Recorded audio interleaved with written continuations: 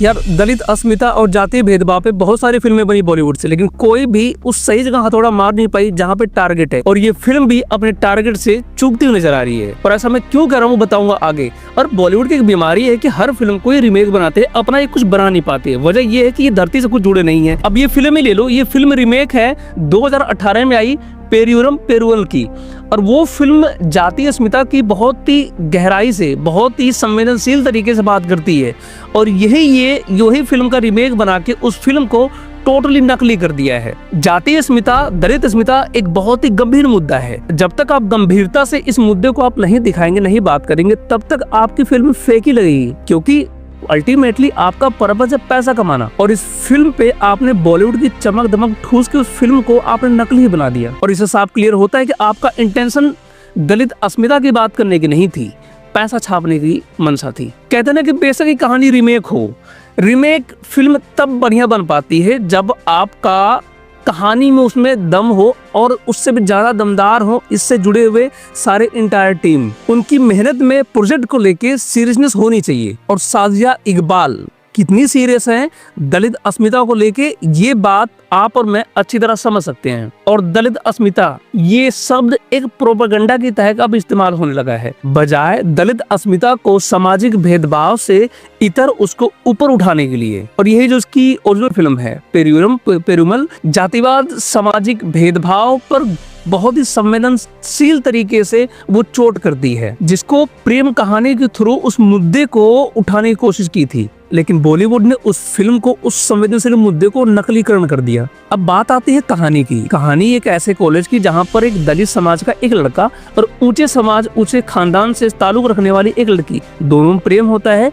प्रेम सामाजिक बाधाओं से ऊपर उठता है, लेकिन वो प्रेम कहानी सामाजिक बाधाओं और जातिगत भेदभाव का शिकार हो जाती है। अब शिकार कैसे होती है कि भाई ओब्वियस, इवन आज के टाइम में भी कोई भी अंतर जातीय विवाह बहुत हो रहे हैं, लेकिन कोई भी पिता ये नहीं चाहता कि मेरी बेटी जहाँ जा रही है वहां पर वो भूखे मरे। ऐसा नहीं है कि दूसरे समाज की लड़कियां दलित में ब्याही नहीं गई हैं, प्रेम विवाह हुए हैं, बशर्ते वो दलित समाज से ताल्लुक रखने वाला लड़का संपन्न हो, इतना दिखना चाहिए कि उसकी बेटी को अच्छा ध्यान रख सके। कल को बच्चे भी होंगे तो उसके बच्चों का एजुकेशन वो अफोर्ड कर सके।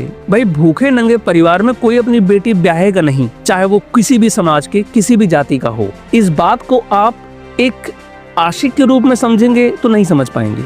इस बात को आप एक पेरेंट के नजर से देखेंगे तो आप लोग समझ पाओगे। जैसे मौजूदा हालात में दलित और संविधान, ये एक राजनीतिकरण का एक आयाम बन चुका है। राजनेताओं के लिए राजनीति का विषय है और बॉलीवुड के लिए ये प्रोपेगेंडा का विषय है। जिसकी जैसी नीयत वो इस शब्द को लेके वैसा खेलता है। और ये फिल्म बताने की कोशिश करती है कि ये फिल्म आज भी एक समाज को लेके जातिगत भेदभाव है, उनको अपमानित किया जाता है, उनके साथ हिंसा होती है। और ये बात सच भी है कि इसी को देखते हुए SC/ST एक्ट भी लाया गया है। और इसी एक्ट की वजह से एक बड़े समाज का तबका सुधर चुका है। लेकिन अब अपमानित करने की जिम्मेदारी किसी और समुदाय ने ले ली है। लेकिन बॉलीवुड उस समुदाय को एज ए डोमिनेटेड नहीं दिखाएगा, क्योंकि वो समुदाय बॉलीवुड के एजेंडे में फिट नहीं बैठेगा। और ऑन लाइट मोड ये फिल्म ये बताती है कि कैसे ओरिजिनल फिल्म को रीमेक करके उसकी धज्जियां उड़ाई जा सकती हैं। दलित अस्मिता एक गंभीर मुद्दा है, लेकिन इसको बनाने वाले मेकर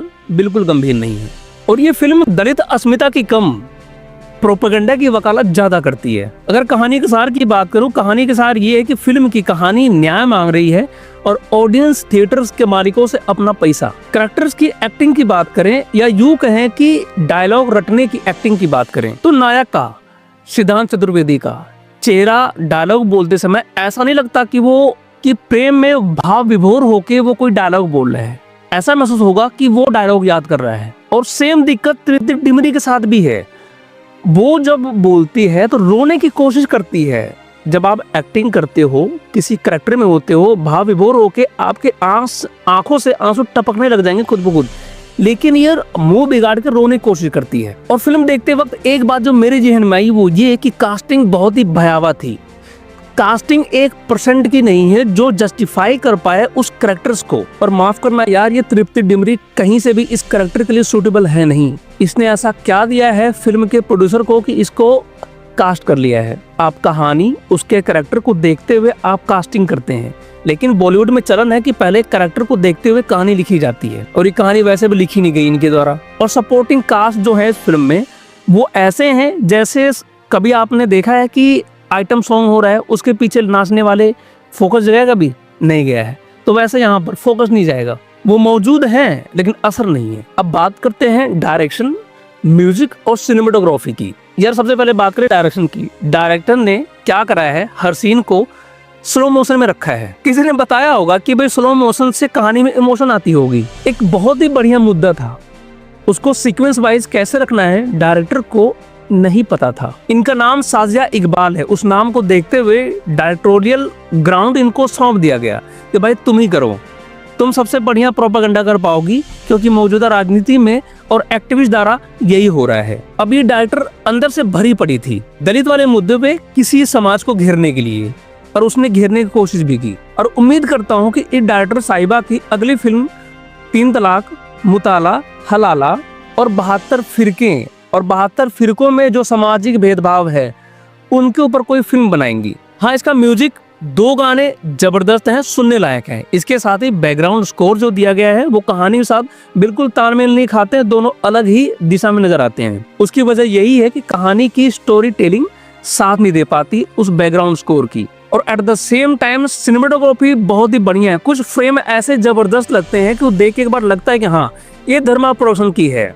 और ऐसे फ्रेम धर्मा प्रोडक्शंस की एक सिग्नेचर होता है। लेकिन फिर कुल मिला के बात वही आ जाती है कि जब स्क्रीन पे इमोशन नहीं होते हैं तो आपका फ्रेम फीका लगने लगता है। अब बात आती है इस फिल्म का पॉजिटिव और नेगेटिव एस्पेक्ट्स। 2 गाने ठीक ठाक, और कुछ फ्रेम जिसको हम सिनेमेटोग्राफी बोल सकते हैं, कुछ फ्रेम बहुत ही जबरदस्त था। और क्या ठीक नहीं था, एक्टिंग, कमजोर स्क्रिप्ट, इमोशन की कमी, बेहद स्लो नरेटिव और बोरियत भरी परफॉर्मेंस। और धड़क 2 देख के आपको ऐसा रियलाइज होगा कि धड़क 2 को बेसिकली धड़क 1 जो उसका कंट्रोल से कंट्रोल भी कर दिया हो, बस इसमें जाती समीकरण डाल दिया, और वो भी बिना फीलिंग के। और आपको फाइनल वर्डिक्ट यही दूंगा कि बच के रहो इस रीमेक वाले एजेंडे से। और आपको बढ़िया ओरिजिनल अगर कोई लव स्टोरी देखनी है तो आप OTT पे कोई साउथ की बल्कि यही फिल्म आप देख लो, पेरुरम पेरुमल। एक तो ये नाम भी मुझे ना रट के बोलना पड़ रहा है भाई, अचानक से फ्लो नहीं बोल सकता, इसको रट के बोलना पड़ रहा है। तो ऐसी बहुत सारी फिल्में हैं साउथ के जो आप अजीबोगरीब नाम है, लेकिन कहानी 200% जबरदस्त होती हैं। बाकी इस फिल्म को रेट करूंगा 1.5 स्टार। 0.5 इसलिए क्योंकि कैमरा वर्क के लिए। देखना चाहें तो देख सकते हैं। अगर आपने फिल्म देख ली हो तो बताओ कमेंट बॉक्स में आपको कैसी लगी, या फिर आपने ट्रेलर देख के ही पूरी फिल्म का मजा ले लिया। तो दोस्तों इसी के साथ ये वीडियो मेरी समाप्त होती है। मिलते हैं फिर किसी और वीडियो में, तब तक नमस्कार, जय हिंद, वंदे मातरम।